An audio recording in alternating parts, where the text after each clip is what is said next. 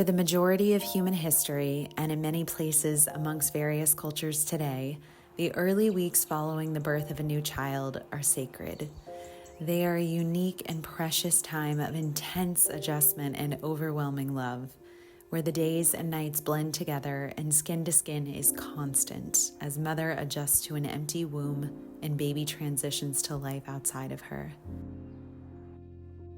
Halfway through my pregnancy, I stumbled upon a book titled The First 40 Days, The Essential Art of Nourishing the New Mother that teaches exactly this. It's a beautiful guide that gently reminds the modern mother to slow down, to retreat so she can rest, heal, and bond with her baby during these incredibly vulnerable and transformative weeks.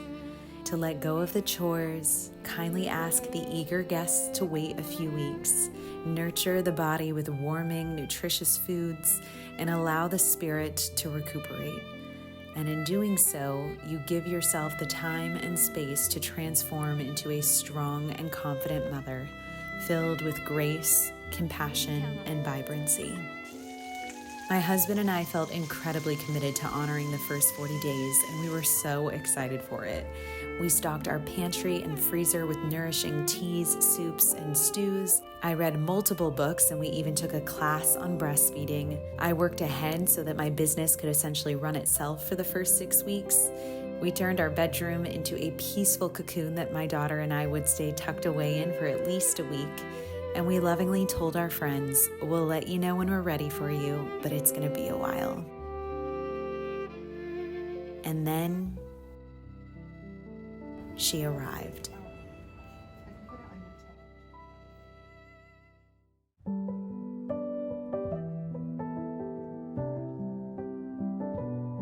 The thing about the postpartum period is that when you're preparing for it prior to giving birth, and even after the fact, after you've already experienced it and you're reflecting back on it, there's this sense of magic and of wonder.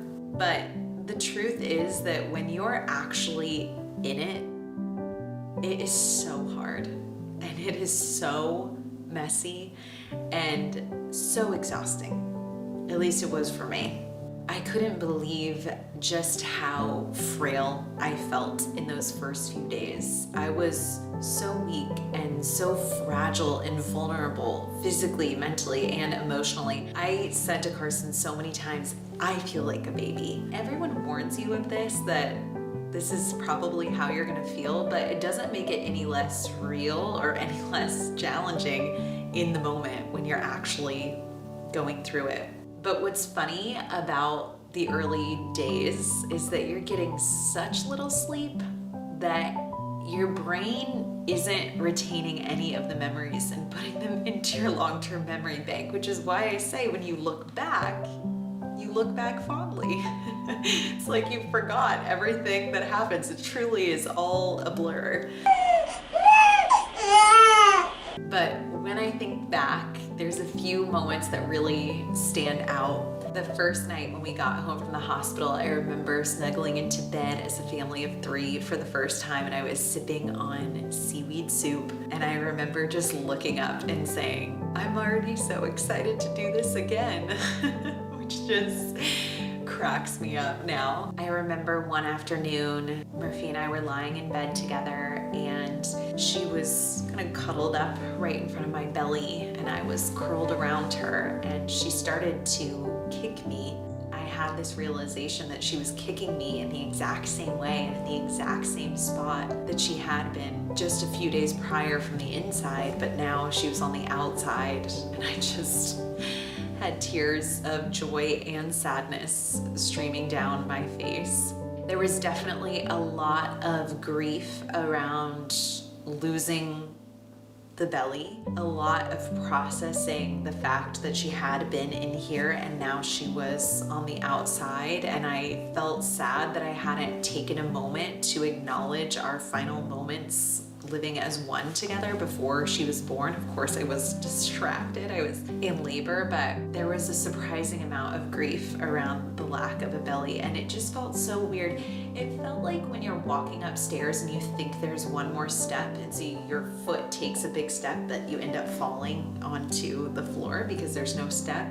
That's what it was like with my belly. I would be bringing my hands in, and it was like my brain couldn't compute that my belly wasn't out to here anymore and that it was much closer in. It would feel like my hands were falling. But there was so much joy in those first few days. We were just tucked inside of our little cozy postpartum cocoon of a bedroom, and Carson cooked me meals and would deliver them to the bed. He did all the dishes, he did all the laundry, which there was a lot of. He was truly our hero. I committed to having social media deleted off of my phone for the entire first 40 days, but especially in the first week, I just didn't want my phone around. I kept it outside of the bedroom. I would check it once a day, but otherwise I kept it far and was just so present with her. I did start my postpartum program on maybe day 3, and the movements for that first week are designed to do in bed. They're just very gentle stretches just to help you feel calm and help you connect to your breath and just make sure that you've got some circulation going. So I did that every day while she was just lying on the bed next to me. So many snuggles and processing the birth, the magic of childbirth. But as everyone says, the newborn bliss eventually died off and things got really hard.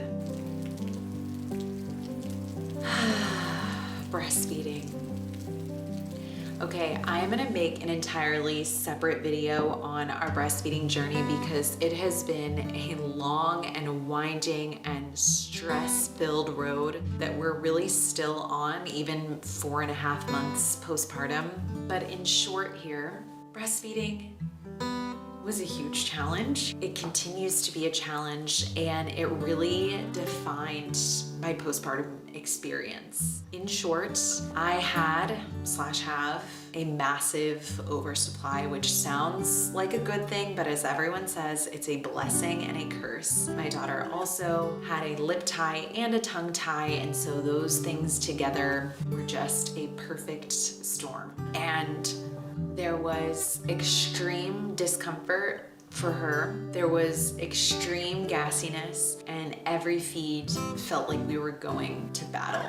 There were tears from both of us every single feed. I mean, for the first month, it was so horrible. Again, I'm gonna just make a separate video on it because I could talk about it forever, and I've learned a lot, like way more than I ever wanted to know. And I really wanna share a lot of the things that I learned and share the emotional side of having an oversupply, because an oversupply isn't often talked about, and I was really in the trenches with it and really looking for community, and I still feel like I haven't seen anyone else talk about the experience that I went through. So we'll get there. But wow, it got so real so quick, and as I said, really defined the entire 4th trimester. So breastfeeding aside, Phase 2 of the first 40 days, we emerged from the bedroom. We didn't go far. We would hang out on the porch for the majority of the day. We hung out in the living room a little bit, and we hung out in the kitchen while my husband continued to do the dishes. I was eating 4 times a day and snacking during the night. I was just ravenous. So there was a lot of cooking and a lot of dishes. And the thing I really remember about this second week is that I was getting very uncomfortable with resting.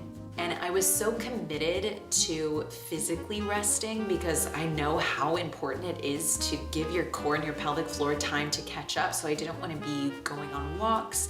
I didn't want to wear her on my chest just yet. I wanted to wait until day 15 to do that. I didn't want to be doing the dishes and lifting heavy things. And that was really hard for me. It was really hard to just sit by and watch Carson do everything and know that I couldn't. I think a lot of people might look at what we chose to do in prioritizing rest in the first 40 days and think of it as lazy, but it's actually really hard to do.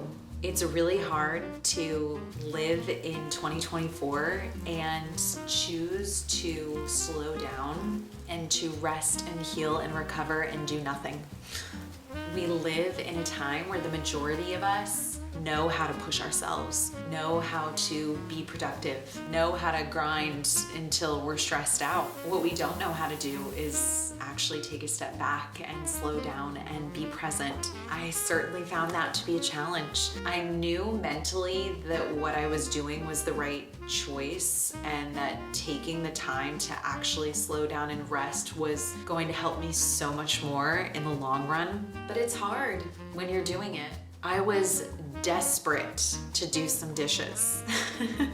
And finally, after what felt like an eternity, day 15 arrived, which is when I declared that I would be allowed to start wearing her on my chest in a carrier. And it was very, very special. And what was exciting was that I physically felt ready for it. And this is where things really get blurry. I know we continued to struggle through every single one of our feeds. I know if she was awake, she was usually crying. I know she needed to be held 24/7. There was never a moment where one of us wasn't holding her.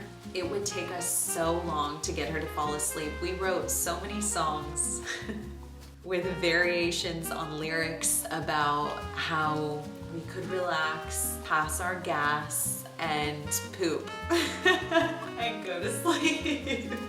I am telling you, this girl's gas ruled our entire life. Just have a collage of memories of swaying, bouncing on the ball with her, going outside, pacing in our house. I did a lot of staring up at the moon, and the thing that really kept me positive during this time was the thought that there were so many other moms in the exact same moment around the world doing exactly what I was doing, soothing your child in the night. It's like a rite of passage.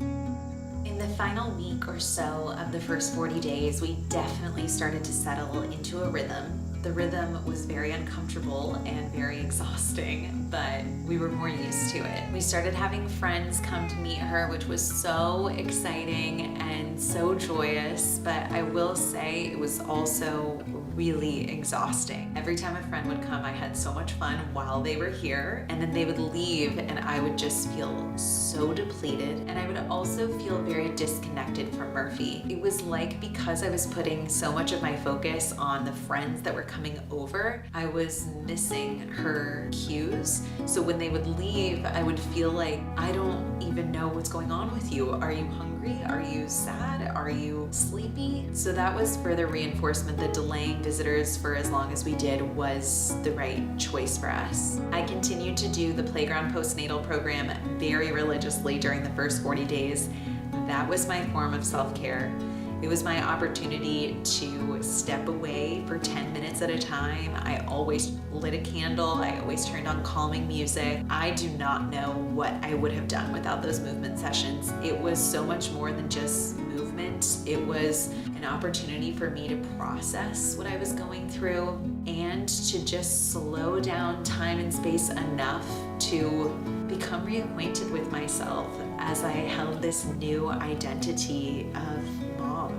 And I have to admit that as we approached day 40, I did not feel as I expected and hoped I would feel. I felt like I had done the first 40 days wrong because I felt more exhausted and overwhelmed than ever. My baby continued to cry excessively, continued to be uncomfortable excessively. Breastfeeding continued to be a huge struggle, and I just still felt so in the thick of it. And again, like I said at the beginning, I think I had really hoped that I would reach day 40 and feel like a whole new woman and feel like I had just come back from a retreat. But gosh, that is definitely not how I felt. And I had a lot of tears and a lot of talks with Carson about this, and he really validated all of my feelings, but also helped me reframe this idea, because we had a little thought experiment about how would I feel if I had tried to just dive right back into regular life, if I hadn't taken the time, if I had been